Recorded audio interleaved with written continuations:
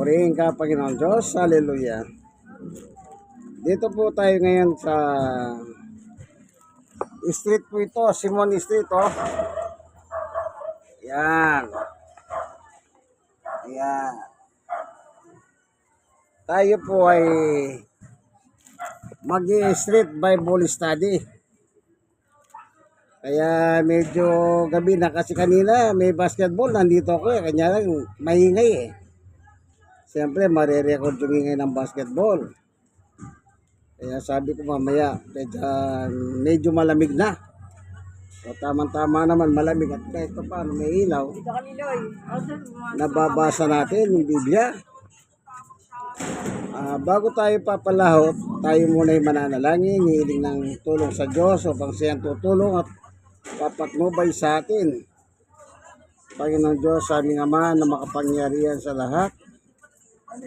Minsan pa, samahan mo po kami sa aming pagbubulay ng iyong salita. Buksan mo po ang puso't damdamin ng bawat isa upang sa ganon kinabangan namin ang iyong turo't aral. Salamat po sa ngalan ng aming Panginoong Yesus. Amen. Kaya po tayo dumudulog sa Diyos kasi salita ng Diyos ang ating pinag-uusapan. Mabuting bagay na ang Diyos ang ating pinakasentro ng ating pag-aaral. Ano po? Kung tawagin po ito Street Bible Study kasi nasa street po tayo at tindahan. Kung minsan mayroong mga bumibili, hindi tayo makaiwas. Yan. Kami nagpapaypay kasi mainit ang panahon. Dala ng panahon po yan. Weather, condition effect yan. Okay. Sabi ni Apostol Pablo dito ay ikalawang Korinto chapter 11. Ang sabi niya, ako'y nag-asal, angal, ngunit kayo nagtulak sa aking gumawa ng gayon. Kayo sana ang dapat pumuri sa akin, bagamat wala akong kabuluhan. Hindi naman ako nauuli sa magagaling na mga apostol na yan. Ibig sabihin, meron palang mga apostol, iba kay Pablo. So, dapat sana, sa kanyang pagiging apostol, sana ma-recognize siya ng mga tao. Di po ba? Kasi, pero ang nangyari, anong sabi niya? Ako'y nag-asal, angal. Yun po ang tingin ng tao sa kanya. Grabe, ano? 12. Buong tiyaga kong patotohanan, pinatotohanan na hindi ako isang tunay na apostol sa pamamagitan ng mga kababalaghan at iba pang kamangamangang bagay. Kasi, ano ba ang kalamangan sa inyo ng ibang iglesia? Wala, liba sa pangyayaring hindi ako umingi sa inyo ng kahit ano. Ipagpatawad ninyo kung iyon ay isang pagkukulang. Ito po yung mga, alam niyo po, bilang mangangaral. Ito, hindi naman may mga pinangangaralan po ako. Yung mga pinangangaralan ko, tinutulungan din ako. Parang ganyan din si Pablo. Pero siya hindi niya inangad ang tulong na magmumula sa inyo. Kumbaga parang ganito. Napunta si Pablo dyan mangaral. Yun lang. Hindi niya kayo, pahingin ang pera nyo, pahingin ang pagkain nyo, gano'n. Wala. Ano po? Ngayon, ang sabi niya, yung bagay na yon ay ito, sabi niya, ano ba ang kalamangan sa inyo ng ibang iglesia? Ibig sabihin, mga mananampalataya po ito. Iglesia. Wala. Iba sa pangyayaring hindi ako humingi sa inyo ng kahit ano. Ipagpatawad ninyo kung iyon ay isang pagkukulang.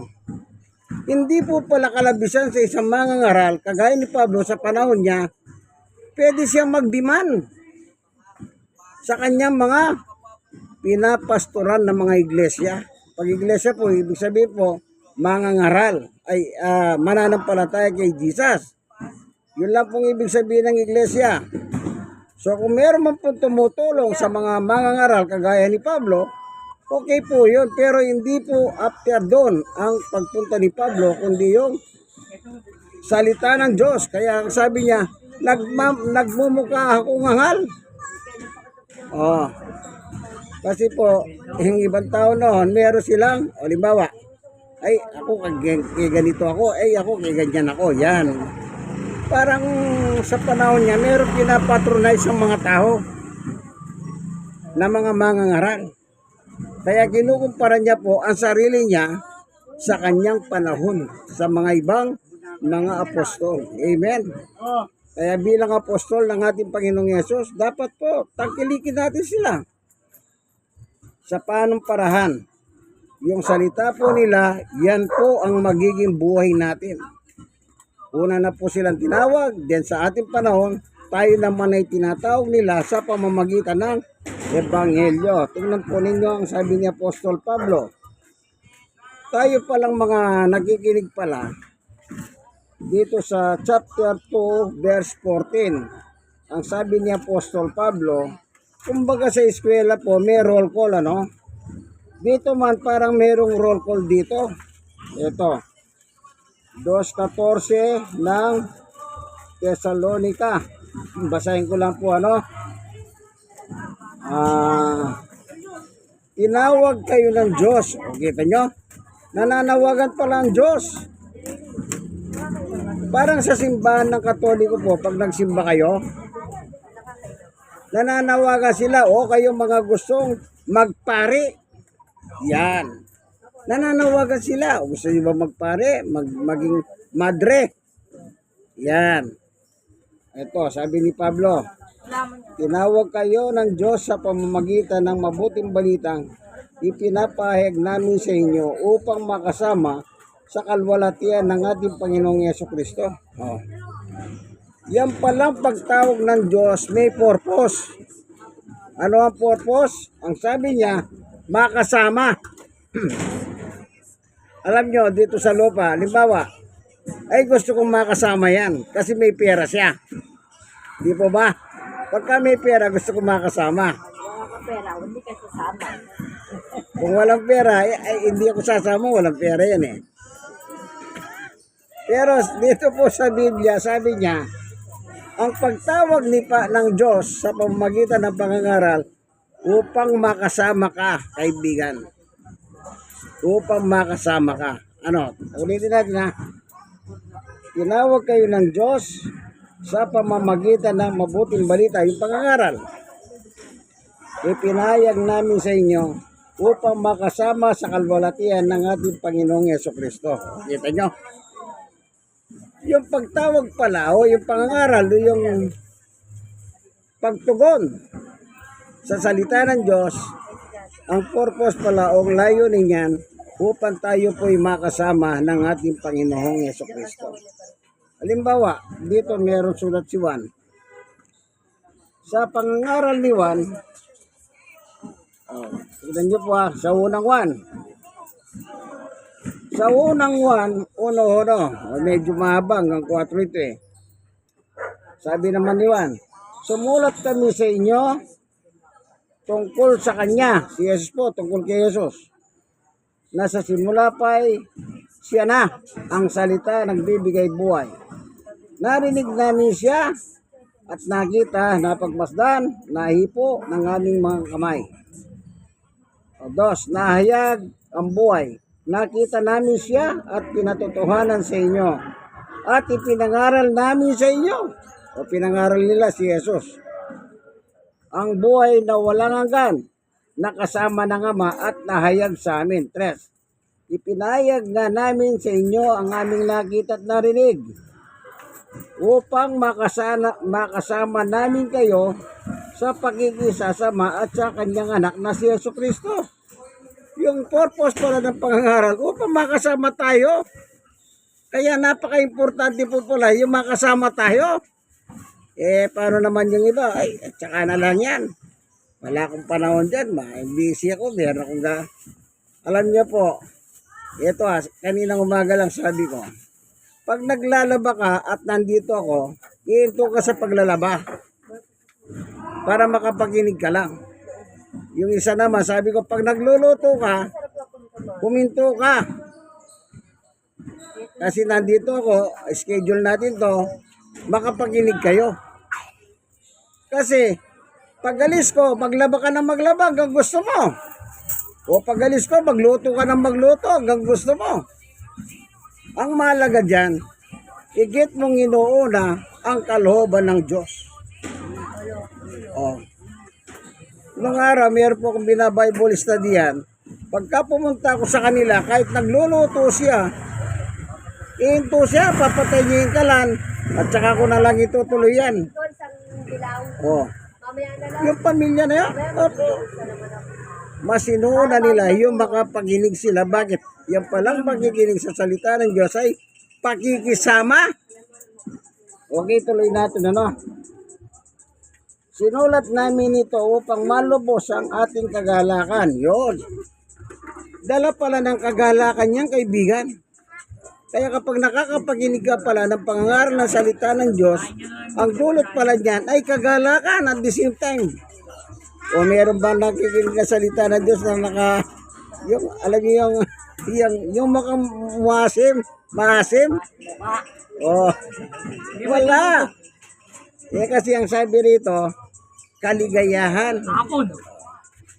Kaya sabi ni Juan, ang ipinangaral namin sa iyo, yung aming nakita at narinig, aming napagmasdan, aming nahawakan ng kamay. Sino yon? Ang salita ang nagbibigay buhay. Sino yon? Jesus Christ. Wala silang ibang pinangaral kundi si Jesus. Oh, anong layo rin? Para makasama tayo. Ito nga sabi naman ni Juan, ganun din o. Kung paano sinabi ni Pablo, ganyan naman din si Juan o. Ipinayag nga namin sa inyo ang aming nakita at narinig upang makasama namin kayo sa pakikisasama at sa anak na si Yesu Kristo. Alam niyo, maganda yung makasama mo ang Diyos at Panginoon sa iyong buhay. Kasi po, lalo na sa ating panahon ngayon, sino ang gusto mong makasama sa buhay? Oh, simple lang. Yung iba gusto nila, ay yung asawa ko. Okay lang bakit yung iba, ayaw na nila makasama yung asawa nila. Oh, di ba? Marami ako narinig na ganyan. Ay, ayaw ko na makasama yan. Oh, isipin nyo. Ang tagal mo niligawan. Pagkatapos dumating ang putong ayaw ko na makasama. Isipin niyo po yung ganyan. Ngayon si Jesus hindi naman kayo nililigawan. Ano po? Yang salita niya, isa pamuhay mo lang kaibigan. Sasamahan kanya. Tignan niyo po ang kanyang pagkikisama sa buhay natin mga mananampalataya. Alam niyo po kung sasamahan tayo ng Panginoon, hanggang wakas ng buhay ito, kaibigan. Ito babasahin natin ha. Dito po sa libro ng San Mateo 28. Babasahin ko po. Ito. Sa San Mateo 28, 19-20. Kaya umayo kayo at gawin ninyong mga halagad ko ang lahat ng bansa. Bautismuhan ninyo sila sa ngalan ng Ama at ng Anak ng Espiritu Santo. 20. At turuan sumunod sa lahat ng ipinag-uutos ko sa inyo. Tandaan ninyo, ako'y laging kasama ninyo hanggang katapusan ng sanlibutan. Yan ang maganda.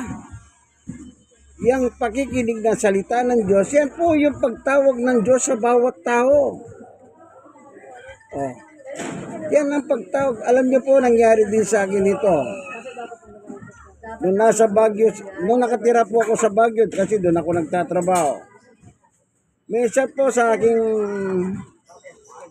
pag-upo doon sa yung Malcolm kung tawagin yun sa Baguio. Meron nangangaral.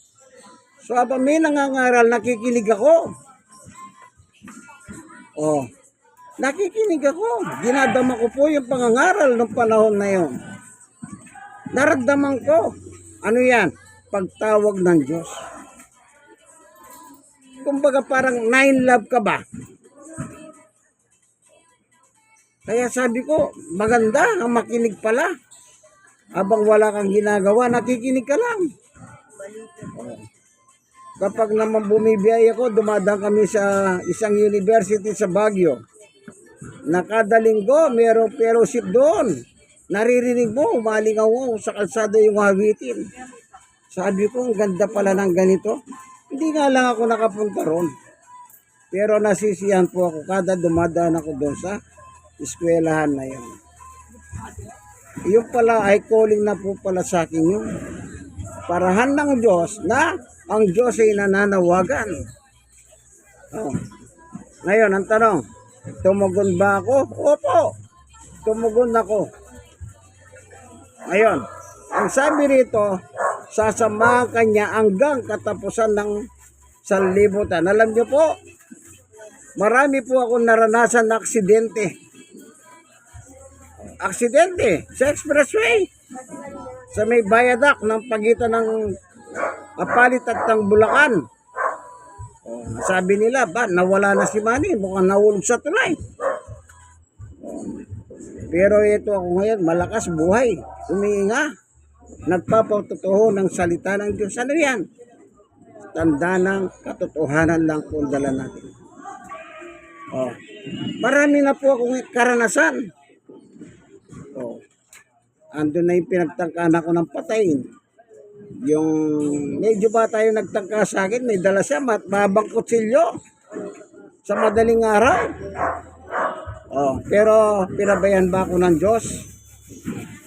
Kada lumalabas ako madaling araw, yung bata na yun, inaantay ko, wala siya. Oh, pero wala na po yung kabataan na yun kasi namatay siya dahil sa kayabangan niya, namatay po sa Cavite. Sa yabang niya, hindi po nahuli yung nanaksak sa kanya. Oh. Hindi ko naman po sinabi na pasama siya dahil sa tinatangka niyang buhay ko. Pero gusto kong makita nyo, kada umalis ako sa amin ng madaling araw, wala siya. Tingnan nyo po yung himala ng Diyos. Oh. Pero pag wala ako, nandun daw siya, inaantay ako. Inaasa pa nga yung kutsilyo, pinakikita ko, inaasang ganyan. No? Talagang papatayin ako. Oh, pero ano, niligtas ako ng Diyos sa kanyang kamay. Bakit? Yan nga po sabi niya, sasamahan ko kayo. Oh. Eh kung binaliwala ko po yung salita ng Diyos, eh baka napasama ako ng gusto. Pero salamat sa Diyos. Oh, ito pa. Nung nasunog sa amin, sino sa inyo nakasaksi ng sunog sa nakabalita sa Choco? Marami nakabalita. Yung may mga namatay pa. Sa likod lang namin yun. Oo, yung mga bata. Oo. Sa likod lang namin yun. Yung iniwan ng bumili. Oo daw, yung iniwan daw ng nanay, saka yung tatay. Eh, naglaro sila ng kandila, ay ano, ng posporo. Sa likod lang namin yun. Oh, Hindi kayo nadamay doon, brother. hindi. Yan ang himala ng Diyos. Yung lahat ng katabi namin, Nadamay. sunog. Oh. Inyo hindi. Sino yung mga katabi namin bahay? Ito yung mga taong galit na galit sa akin. Oh. Sila yung galit na galit. Meron pa pulis doon. Binantayan pa ako ng pulis eh. Pero siyempre hindi ako natatakot sa kanila. Baka ay pinantayan ng pulis, brother. Eh kasi yung ginagawa nila hindi maganda. Kaya sila nagalit na. Kaya doon sa amin sa Choco, maraming tao doon galit sa akin. Pero ano, biyaya ng Diyos. Alam niyo po ba, nasunog doon, edi yung kailiran ng bahay namin na gano'n. Kasi apartment yun eh. Ito yung sa amin, ito sa kanila, sunog sila. After 4 years, nasunog naman, banda rito naman. Hindi na naman kami nasunog. Sa'yo na naman yung sa inyo. Oh, anong sabi nila? Nasaan yung bahay na hindi nasusunog? Ang taguri nila sa amin, bahay na hindi nasusunog. Eh, magpupunta kayo sa Choco. Kami, sa pagkatapos na sunog, gumulat pa, doon kami natutulog sa amin. Samantalang yung mga nasunogan kung saan sila natutulog. Anong himala ng Diyos yan? Kaya pagsasamahan mo ang Diyos, hindi kanya pababayaan. Pag tumugon ka sa kanyang panawagan sa pamamagitan ng pangangaral, ang sabi ni Pablo, ang sabi ni Juan, pakikiisa pala yan sa Diyos at Ama. Oh. Kaya sa panahon ni Pablo, maging sa mga material na bagay, hindi ko inangad dyan, sabi niya. Pero may mga tumutulong sa kanya, naghahabot. Kasi bilang mangangaral, wala po siyang trabaho si Pablo. Paano siya mabubuhay kung hindi sa tulong ng mga pinapangaralan niya? Kaya sabi niya, hindi ko nga dyan. Pero kung mayroong magbigay, okay yan. Eh bakit? Eh para naman sa kanya yan eh. Kaya sa panahon natin, samahan natin ang Diyos. Ayan yun yung, lalo na ngayon, ang buhay ay magulo. Kung hindi mo alam, baka bukas, gegerahin na tayo. Sabi nila. Dahil kakampi daw natin ng Amerika, baka pati daw ang Pilipinas, idadamay ng gera. Hindi naman natin alam yan. Pero, mas maganda, samahan mo na lang ang Diyos. Ano man lang mangyari, gegerahin man o hindi, at least na meron kang kasama. Amen? Dapat ganun tayo. Kaya yung nangyari sa amin na yun, 2 beses, hindi sila makapaniwala eh. Oh. Eh yung mga bata na yon, nakikita ko pa yung mga bata. Nakatulog yung isa. Oh, yung naligtas pero yung hindi nakalabas, di ba pinakita nila, nakita niyo nang bitbitin sila? Wala na. Malalambot na. Dahil sa sunog. Nakakawa, sabi ng bombero habang dinadala yung mga bata. Nang dahil lang saan niya? Paglalaro ng posporo. Oh. Pero salamat sa Diyos. Yung sa amin, amen. Naiwan. Nandun pa rin yung amin. Kaya kung pupunta kayo doon, pagtanong nyo lang, kami na lang ang natira doon. Pero siyempre, pinayos na nila. Pero ibig sabihin, hindi kami pinabayaan ng Diyos. Oh, amen. Salamat, Panginoon. Yan palang pangangaral ay panawagan at yung pangangaral ay pakikisama pala sa iyo at sa iyong anak na si Jesus. Basbasan mo po ngayon ang bawat isa nakinig ng iyong salita na kinakasama dito sa Street Bible Study ng Barangay 96, Zone 81, Tondo, Manila. God bless us all po. Ito, tignan po natin sila. Okay, ganito. Yan. Tapos, ikot natin. Ayan. Para makita nyo lang po na iskinita po ito. Ayan, ayos sila po. Ayan po. Kahit gabi na po, ang importante, ang salita ng Diyos. Amen?